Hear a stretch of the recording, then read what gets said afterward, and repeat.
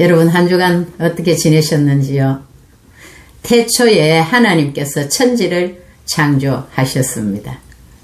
하나님께서 우리 인간이 살 수 있는 모든 환경을 만드시고는 흙을 빚어서 사람을 만드시고는 그 코에다가 후 하고 하나님의 생기를 불어 넣었습니다. 그 아담이 이제 혼자 사는 것이 외로워 보여서 하나님께서 아담을 깊이 잠들게 하시고는 아담의 이 갈빗대를 쥐어서 여자를 만드셨습니다. 이 아담 하와가 그 살기 좋은 에덴 동산에서 알콩달콩 잘 살았으면 좋을 텐데 하나님께서 금하신 선악과 그 열매를 따먹음으로 인해서 불순종의 죄가 이 세상에 들어왔고 그 불순종으로 인해서 결국 하나님과의 단절로 인생은 영원한 멸망에 이르게 된 것, 이거 사실입니다. 그러나 사랑의 하나님께서 그냥 버려두지 않으시고 예수님을 이 땅에 보내주셨습니다. 예수님은 이 남자와 여자의 죄 있는 이 관계를 통해 태어난 것이 아니라 처녀, 동정녀 몸속에 하나님의 성령으로 잉태시켰습니다. 그 예수님은 인류의 모든 죄를 대신 담당하시고 십자가에 못 박혀 죽으시고 부활하셔서 하늘나라로 승천하셨습니다. 그 승천하신 예수님이 다시 이 땅에 오신다고 하셨어요. 내가 너희를 위하여 거처를 예비하러 가노니 가서 너희를 위하여 거처를 예비하면 내가 다시 와서 너희를 내게로 영접하여 나 있는 곳에 너희도 있게 하리라. 이 말씀이 아직 이루어지지 않았습니다. 성경에 예언한 모든 사실들이 다 이루어졌습니다. 처녀 몸속에 탄생하신다는 거, 또 고난을 받으신다는 거, 십자가에 못 박혀 죽으신다는 거, 죽어도 3일 만에 부활하신다는 거, 부활하신 예수님이 하늘나라로 다시 올라가신다고 하더니 진짜 많은 사람들이 보는 가운데 구름 타고 하늘나라로 올라가신, 이것은 다 성경의 예언대로 예수님이 직접 말씀하신 그대로 다 이루어졌습니다. 이제 딱 한 가지 이루어지지 않는 것, 예수님의 이 재림인데 이것도 분명히 이루어질 것을 저는 확실히 믿습니다. 여러분들도 믿으시지요. 이제 이 예수님이 다시 오실 때에 우리는 예수님의 순결한 신부로 예수님을 맞이해야 되지 않겠습니까? 그래서 오늘은 예수님의 순결한 신부가 되려면 우리가 어떻게 살아야 될까? 이쪽에 포커스를 맞춰서 여러분을 찾아가고자 합니다. 예수님의 순결한 신부가 되려면요, 첫째 예수님에 대한 신뢰와 존중이 있어야 합니다. 그 사람을 신뢰하고 존중한다는 것은 내가 믿을 수 있다는 것입니다. 만약에 부부가 서로 간에 신뢰와 존중이 무너진다면 금이 생기고 문제가 됩니다. 남편이 제일 싫어하는 것은 자기를 신뢰하지 않고 무시하는 것이라면 남편들이 제일 좋아하는 것은 자기 인정해주고 칭찬하고 신뢰하는 것, 그거 제일 좋아합니다. 우리도 우리의 영의 신랑 되신 우리 주님 앞에 삶의 최우선의 주님을 신뢰와 존중의 표를 보여드려야 되겠습니다. 그것이 무엇입니까? 그것은 바로 예배입니다. 예배를 통해서 이제 하나님이 주시는 이 말씀, 영의 신랑 되신 우리 예수님 주신 말씀을 이제 듣고 순종하는 것입니다. 예배에 성공해야 됩니다. 지금 신종 코로나 바이러스를 통하여서 어떤 교회는 주일날도 영상으로 예배를 드리는 교회가 있지만 많은 공적인 이런 예배를 폐지하고 하는 이러한 때야말로 지금 우리가 무너진 가정재단을 수축할 수 있는 아주 절호의 기회입니다.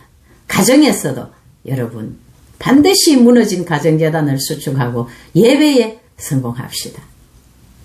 두 번째는 날마다 우리가 신부 단장을 잘해야 합니다. 결혼식 날짜를 받은 신부가 마사지도 하고 드레스도 준비하고 여러 가지 준비를 하듯이 그 주님을 우리의 영의 신랑으로 우리가 순결한 주의 신부로 우리 주님 맞이하려면 준비를 잘 해야 됩니다. 그 준비가 여러 가지가 있겠지만 크게 두 가지, 말씀과 기도입니다. 늘 주님이 뭐라고 우리에게 말씀하시는지, 어떻게 하면 내가 주의 순결한 신부로 살아갈 것인지, 이 말씀은 우리 주님이 주신 이 사랑의 편지, 연애 편지입니다. 여러분, 연애 편지를 받게 되면 나도 그 사람을 사랑하는 사람에게 받았다면 그걸 소홀하게 취급하지 않을 것입니다. 넣어놨다가도 또 꺼내서 보고 또 보고 읽고 또 읽고 아마 그렇게 할 것입니다. 우리가 주님 주신 이 말씀을 사랑하고 순종하는 것이 바로 사랑의 표현입니다. 그리고 깊은 기도가 필요합니다. 우리 주님이 반드시 오실 것인데 그 날과 시는 알 수 없기 때문에 간절한 기도와 깊은 기도로서 주님 오실 날을 준비해야 됩니다. 만약에 내가 주님 주신 그 말씀에 위배된 것이 있다면, 잘못 살은 것이 있다면 그것을 또 기도를 통해서 회개하고 주님 앞에 나아가야 됩니다. 우리 주님께서는 처음부터 순결한 그런 신부를 찾아오신 것이 아니라 죄가 많은 이 죄인을 부르러 오셨습니다. 내가 의인을 부르러 온 것이 아니라 죄인을 부르러 왔다고 주님 말씀하셨거든요. 그래서 늘 말씀에 비추어 보고 내가 뭔가 잘못된 것이 있다면 이 말씀에서 위배된 것에 대해서 주님, 제가 잘못했습니다. 이렇게 다 간절하고 깊은 기도로 나아가면 우리 주님께서도 긍휼히 여겨주시고 다 용서해 주신다고 하셨습니다. 이 죄에 대해서 크게 4가지가 있는데요. 불신, 불의, 불법, 불선, 이 4가지가 있습니다. 이 불신이란 것은 하나님을 믿지 않는 것이 불신입니다. 불의라고 하는 것은 이 우리가 정의나 의리나 도리나 이런 것에서 벗어난 것이 불의입니다. 불법은 하나님의 법을 어기는 것이고, 불선은 선을 행할 줄 알고도 행하지 않는 이것이 불선입니다. 성경에 크게 하라는 것을 안 하는 것이 죄고, 하지 말라는 것을 하는 것, 이것이 죄입니다. 그러나 또 그 중에서도 구분을 한다면 불신, 불의, 불법, 불선, 이 4가지가 죄입니다. 여기에서 우리가 잘못 살았을 때는 하나님 앞에 간절한 기도로 나아가서 우리 주님 앞에 흘리신 그 보혈로 씻어 정결하게 되어서 주의 순결한 신부로 나아가야 됩니다. 그래서 3번째는 오직 십자가 보혈만이 정결하게 합니다. 우리가 이런 찬송 많이 부르잖아요. 주의 보혈 능력이 또다, 주의 피 믿어, 주의 보혈 그 어린 양의 매우 귀중한 피로다. 이런 찬송 부르면 막 얼마나 기쁘고 힘이 나는지, 주의 보혈의 능력이 있기 때문에 그렇습니다. 우리가 주의 말씀대로 살지 못하고 어긴 죄들을 하나님께 자백하고 흘리신 보혈로 날마다 씻어서 주의 순결한 그런 신부로 나아가야 합니다. 우리가 주님의 이 보혈로 우리가 지은 죄를 씻을 수 있다는 이것은 놀라운 축복이요, 하나님의 자녀된 특권입니다. 죄를 지었다고 낙심하지 마세요. 그 죄 때문에 예수님 십자가에 흘리신 보혈의 공로를 의지하고 그 앞에 나아가 그 보혈을 우리가 날마다 뿌리고 덮고 그 보혈의 공로를 의지하고 나아가면은 우리가 순결하게 되는 것입니다. 2000년 전에 흘리신 우리 주님의 십자가의 보혈은 응고된 상태에 머물러 있는 것이 아니라 지금도 흐르고 있는 것을 믿어야 합니다.